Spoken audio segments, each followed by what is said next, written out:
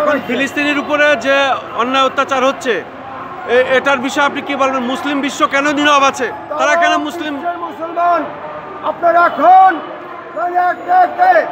যেভাবে শেখ হাসিনা লাগছিল এই ফিলিস্তিনি মুসলমানের মতো করতো, তার আগে আল্লাহ পাক ওকে সরাইছে।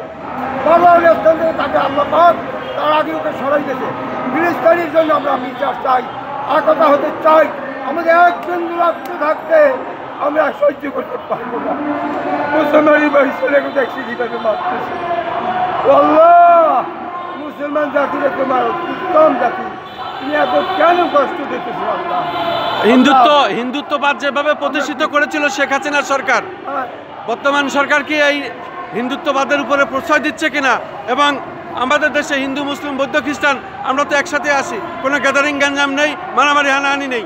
কিন্তু ডক্টর ইউনূস সাহেবের এক কথাই ছিল, বাংলাদেশে যত হিন্দু মুসলমান আছেন, খ্রিস্টান বৌদ্ধ আছেন, মুসলমান মুসলিম আছেন, তারা সবাই একখানি আছেন, এক প্লেটে ভাত খাবেন, যার যার ধর্মসূচি পালন করবেন, আপনার কলহ করবেন না, কলহ সৃষ্টি দিকে যাবেন না, সবাই আপনা আপনিভাবে থাকবেন।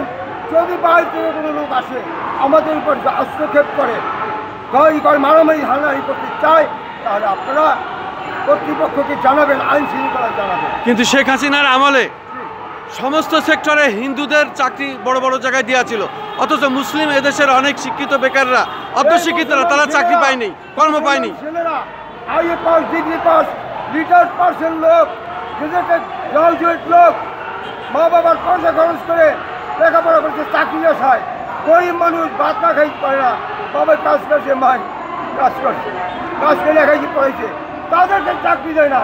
কিন্তু হিন্দুগো, যে হিন্দু ছিল আইয়ুব খানের শত্রু, যে সিপিএমের শত্রু, সিআইডির শত্রু, পিআইবির শত্রু, সমস্ত সকলন্ত ক্ষেত্রে সেই হিন্দুকে চাকরি দিয়েছে। মুসলমান রাস্তায় রাস্তায় কাউকে চাকরি। তারপরও আর একটা প্রশ্ন আছে আপনাকে, শেষ প্রশ্ন।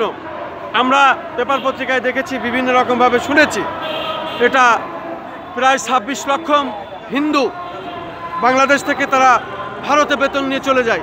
এটার ব্যাপারে আপনি কি চান? ডক্টর মোহাম্মদ ইউনূস সাহেবের উনি তো শান্তিতে নোবেল জয়ী, উনি শান্তি চান। সঠিক বলতে পারবো না, তবে এরকম যদি কিছু হইয়া থাকে বর্তমান সরকারি যথেষ্ট চিন্তা ভাবনা উনি নিয়ে বিচারের আওতা আনবে, বিচার করবে এবং ওই টাকা ফেরত চাই। ওই টাকা আর যে টাকাগুলো এই গরিব দেশ, এই দেশের থেকে যে টাকাগুলো পাচার করেছে, এইটা দেশে থেকে খরচ করতে আমাদের অভাব করছিল না। আমরা সুচিকিৎসা পাইতাম, এই টাকা আমরা বিদেশ থেকে যাতে আসতে পারে, আমাদের হক, এই হক নষ্ট করছে, আমরা এই টাকা বিদেশ থেকে আসতে পারি যাতে, তার জন্য অনুরোধ করবো আপনাদের সবাই কাছে, কারণ এই টাকাটা আমরা ফেরত। আপনার নাম পরিচয়টা বলুন।